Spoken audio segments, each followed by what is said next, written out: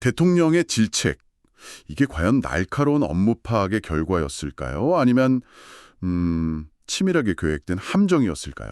아주 도발적인 질문으로 시작하시네요. 복잡한 뉴스의 행간을 아주 쉽게 정리해드리는 이지폴리입니다. 오늘은 이재명 대통령의 질책, 그리고 여기에 정면으로 반박하고 나선 이학재 인천공항공사 사장의 이야기 한번 나눠보겠습니다. 네, 시작하기 전에 구독과 좋아요, 알람 설정은 저희에게 정말 큰 힘이 된다는 점 먼저 말씀드립니다. 사건은 국토교통부 업무보고 현장에서 터졌죠.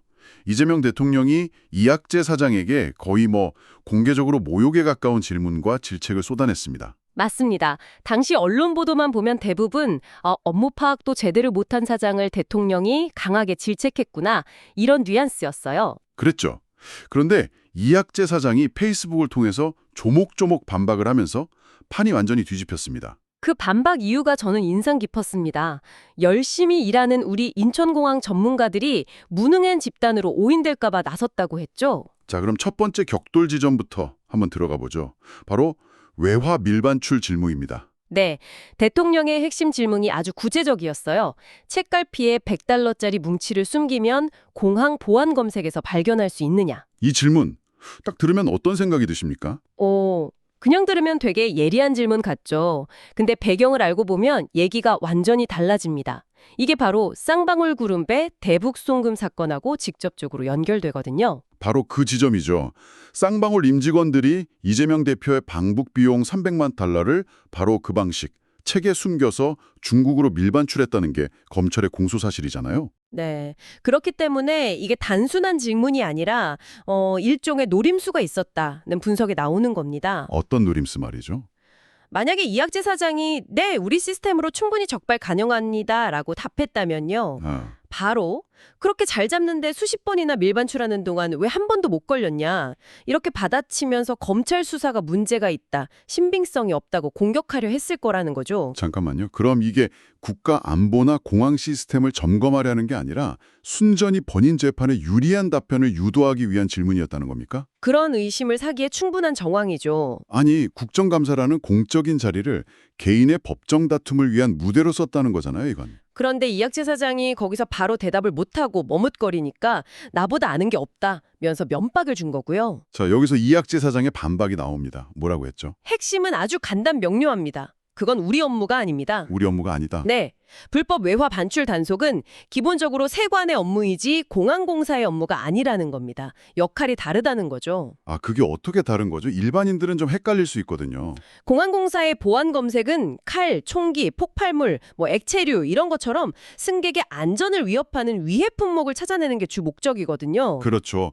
비행기 탈 때 하는 그 검색대. 네. 그런데 지폐, 즉 종이는 그 자체로는 위해 품목이 아니잖아요. 그러니까 주 검색 대상이 아닌 겁니다. 외화 단속은 세관의 영역이라는 거죠. 와, 이건 뭐랄까, 교통경찰한테 왜 동네 도둑 못 잡냐고 따지는 격이네요. 정확한 비유입니다. 심지어 이학재 사장은 한술 더 뜹니다. 네, 설령 자기가 그 방법을 알더라도 공항공사 사장이 공개적인 자리에서 이렇게 숨기면 걸리고요. 저렇게 하면 안 걸립니다라고 말하는 것 자체가 보안을 무너뜨리는 몰상식한 행위라고 지적한 거죠. 우와, 그건 맞는 말이네요. 보안 책임자가 보안 뚫는 법을 알려줄 수는 없으니까요. 그쵸. 오히려 대통령이 온 세상에 책갈피에 달러 숨기면 검색에 잘 안 걸린다고 친절하게 광고해준 셈이 된 겁니다. 이게 맞는 건가요, 정말? 심지어 대통령이 그 자리에서 수화물을 그냥 100% 다 열어서 검사하자 이런 제안도 했다고 하죠. 100%요? 아니, 일본 1시간 비행하고 와서 짐 찾느라 서너 시간씩 기다리라는 소리잖아요. 공항을 그냥 마비시키자는 아이디어죠. 현실을 전혀 모르는 발상이라는 비판을 피하기 어렵습니다. 알겠습니다. 첫 번째 격돌부터 정말 파고들 게 많네요. 그럼 이제 두 번째 격돌, 이집트 후르가다 공항으로 한번 넘어가 보죠. 네, 대통령이 두 번째로 공격한 포인트죠. 이집트 후르가다 공항 개발 사업의 진척도를 물었습니다. 여기서 이학재 사장이 실무적 진척이 없다 이렇게 답변을 하죠. 그러자 대통령이 또다시 카이로 공항을 물은 게 아니다. 써준 것 말고는 아는 게 하나도 없다. 이렇게 몰아세웁니다. 사실 이 장면만 딱 잘라서 보면요. 사장이 정말 자기 기관이 추진하는 해외 사업 현황도 모르는 사람처럼 보이긴 해요. 그렇죠. 청취자분들도 아마 아니 저런 사람이 어떻게 사장이지? 하고 혀를 차셨을 수도 있습니다. 그런데 여기서 또 한 번의 반전이 나옵니다. 이학재 사장의 반박문을 보면요. 네, 해당 사업은 아직 입찰 공고조차 나오지 않은 초기 준비 단계다. 이게 팩트였습니다. 잠깐만요. 입찰 공고도 안 넣었다. 네, 보통 이런 사업은 입찰 공고가 떠야 우리 쪽에서 수요 조사를 하던 예산을 투입해서 준비를 시작하던 할 거 아니에요. 그렇죠. 시작을 해야 진척도라는 게 생기죠. 근데 아직 시작도 안 한 사업에 대해서 진척도를 물은 겁니다.